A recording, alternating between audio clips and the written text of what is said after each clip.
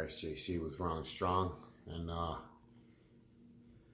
had to make this video a little bit quick, just because of everything that's going on with the stuff in Chicago. My last video, I said that I was proud of my neighborhood because they were protecting the stores and, not letting people come in and destroy them, burn our, I don't see how going into our own neighborhoods and burning them down to the ground would help or send any kind of message.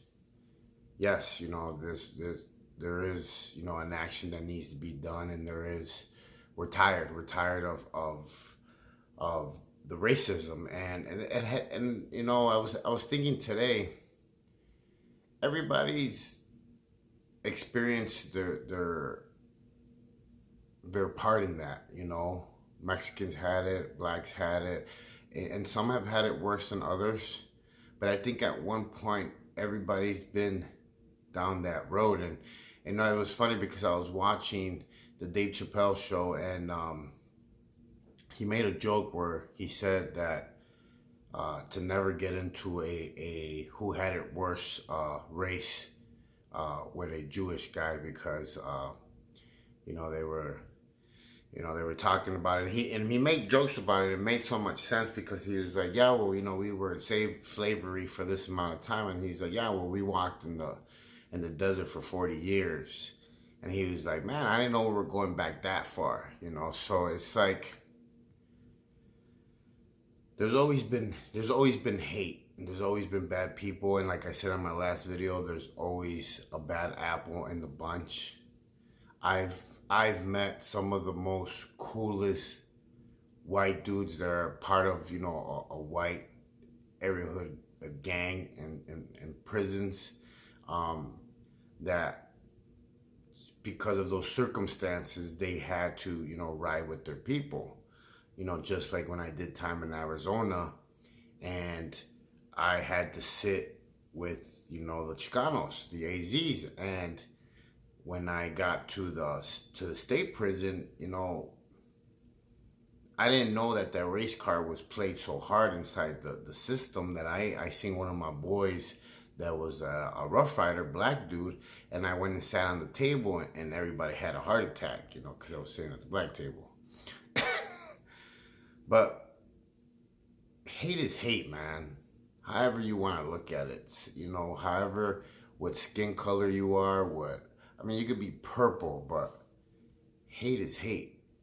And hurting people, innocent people, it's not the answer. And I think that's what is happening now, is that people are just hurting just innocent people for no reason. And similar circumstances like this happen in prison. Like we'll go on lockdown for a couple months, and after they let us out of lockdown, all hell breaks loose because everybody's been in confinement for months, and beefs want to be settled. All kinds of stuff happens, and then they put us right back on lockdown again. There's a way to deal with these situations in I say educated manner, because at the end of the day, if we act like animals, they're going to treat us like animals. I learned that in prison. I learned it the hard way, because at the end of the day, if that's how you act, that's how they treat you. And it's very, very sad that it's something good always starts off as something good, and then it ends up into something bad because of the bad apples, the bad, decisions, the bad, just the heat of the moment stuff that's going on. All these shootings, all these beatings, like it's turning into like, where the hell did it turn in from, black to Mexican? When it all started as a cop that was over overexcited about his job. Where do we end up here? How did it end up here? And this is what I mean, is that if people just stop for a moment and actually think about what's going on, they would see actually through the window instead of looking out. The thing is that nothing's going to get fixed like this. It's only going to get worse. You see they're implementing curfews now and all that. And it's because of these people breaking into stores, burning them down. Like, okay, so you're hurt because there's injustice. Does that mean that you deserve a new TV? Does that mean that you should break into a place? I don't think so. I mean, I look at all these people, and I've met a lot of people in prison, man. Blacks, whites, you name it. You name it. I've met some solid ass dudes, and I have the utmost respect for every race. I've met Chinese. I mean, you name it. There's a race with every gang in prison, in federal prison. And nothing ever gets solved with that whole race hate card. Never. You know, and it was funny because you would see, you know, white boys in there that were part of the, you know, the Peckerwoods or the white, you know, supremacist gangs, and they're not allowed to have BET on their TV, and they would like sneak watch it with somebody else because they wanted to watch rap and stuff like that, and they were pretending to be, you know, somebody that they weren't, just because they were put in that situation where they had to ride with their people. You know what I mean? And it's messed up and it's fucked up because in prison it's, I mean, you have no choice pretty much. It is what it is. You know, just like they were saying the other day that they commented on one of my videos about, oh, you know, I wasn't part of a gang and I still did prison time. That's a lie. There's, even like I talked about the Solanos from Texas. The Solanos is a bunch of dudes that are not part of Tango Blas, they're not part of no gangs, but they all get together and they're all organized. So it's the same thing. You're creating a gang, you're creating numbers, you're creating organizations so people don't fuck with you. It's the same thing. And the thing is that when all this hate is happening over an event that, like, this event hit, you know, America hard because it's bullshit. It keeps happening. But it keeps happening with everybody. And after being on lockdown for so long and not having no freedom, no nothing, people lost their shit and came out with balls to the wall attitude and just fucking went crazy. So many people, man, have been beat up, stabbed, shot for no reason. No reason. There's a way to do this. There's a way to do it right. You know how many march walks and protests Martin Luther King made without even hurting nobody, and you know how much impact those walks and those marches did? I mean, you know, this is my 2 cents, man, and this is coming from somebody that was full of hate for many years, and you know, now that I'm able to reach back to my community and reach back to old, you know, gang member and acquaintances and tell them, you know, it's time for a change. It's time for different things to happen. Because at the end of the day, you have to lead by example. You have to be a leader. You cannot be a sheep. You cannot do what somebody else is doing and hate just because that person's hating. It's crazy because as kids, you know, we're taught to like be a certain way. And hate is not taught. Like there's as a kid, you're friends with everybody. You like to hang out with everybody. You share your toys with everybody. All that hate and stuff is taught. It's taught. And I hate to say it, like, this social media era is not helping. It's not helping, and it's crazy because this is what we're teaching our younger generation, and they see it all over the news. They see it all over, Instagram, all over Facebook, all over these social media platforms. That it's crazy. And this is just my video of reaching out and just telling people, I say it a lot: love and respect. Stay in your lane, don't judge nobody. Um, After years of being full of so much hate, I've learned to live the opposite of that. Because hate is like just drinking poison and hoping that the other person dies from it. If I sit here and I tell you guys what my parents did to me and how I grew up, and then you'll see me, calling them and asking them how they're doing, you would ask me why. But it's because I let go and I forgave them. And sometimes that's better. That's better for you. Not for anybody else, for you. So all I'm saying, man, if any of you homeboys are watching this from, 26th Street, whether you're a 2-6, a King, a SD, a Deuce, whatever it is that you are, a GD, a Bislor, a Blackstone, it's cool that you're protecting your neighborhood,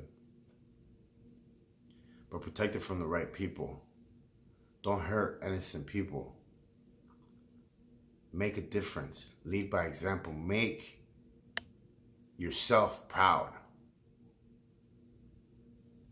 I didn't share this, but on Monday, June 1st, I was driving to the gym. I left here at 3:30 in the morning. It was curfew in Arizona, so I was a little worried because the streets were empty, and I was driving.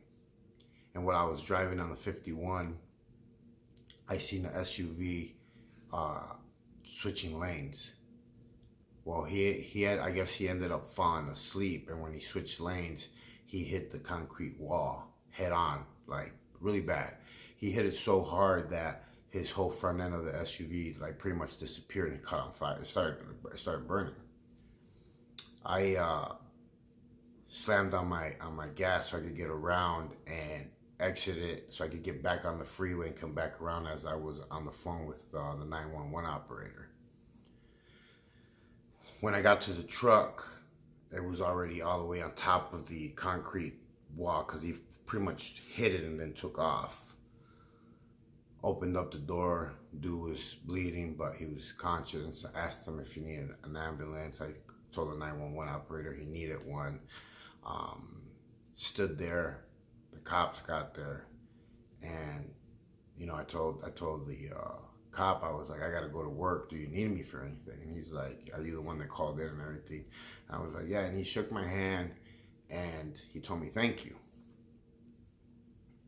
That moment I realized that anybody could be like a superhero. As a kid, I was a big fan of like Superman, and I always wanted to be something like that. I always wanted to have superpowers. I always wanted to, save people and stuff like that. And I realized in that moment that we could all be superheroes. Actually, we don't even need superpowers. It's just doing the right thing when nobody's watching. Helping that lady cross the street. Helping that lady that's carrying all those bags, or stopping and helping somebody change a tire. Not taking out, your anger and stuff on people. Like it's crazy, man. Anybody could be a superhero. I know it's deep, but you guys know me, you know, and think about that for a moment. Anybody could be a superhero. Just do what's right. My name's JC. I am wrong and strong. Don't judge nobody. Stay in your lane.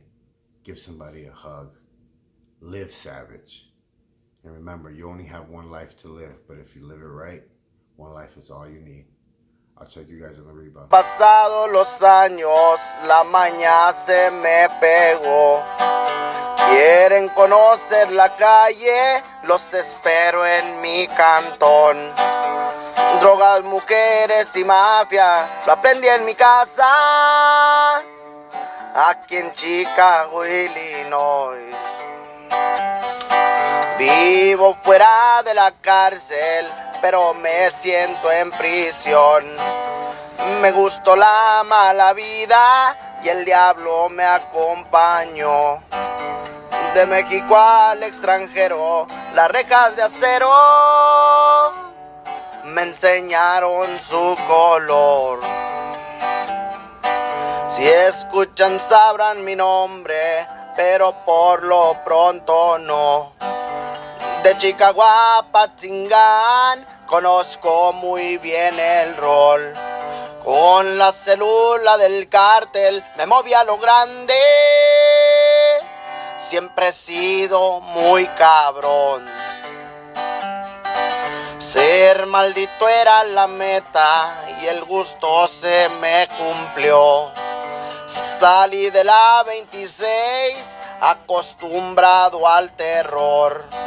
El peligro era comedia y la verdad sincera nunca le saqué al panteón. Comerciante de palabra y de ambiciones también. Pandillero y traficante y la mezcla me iba muy bien. De inventarios al volante fui autocomandante antes de ser lo que hoy ven. Todo tiene vuelta de hoja, un retén me sorprendió. 100 libras de marihuana el ejército encontró. Con un riflazo en el vientre se me refrescó la mente por haberles dicho que no. Con la transición del tiempo 17 me aventé.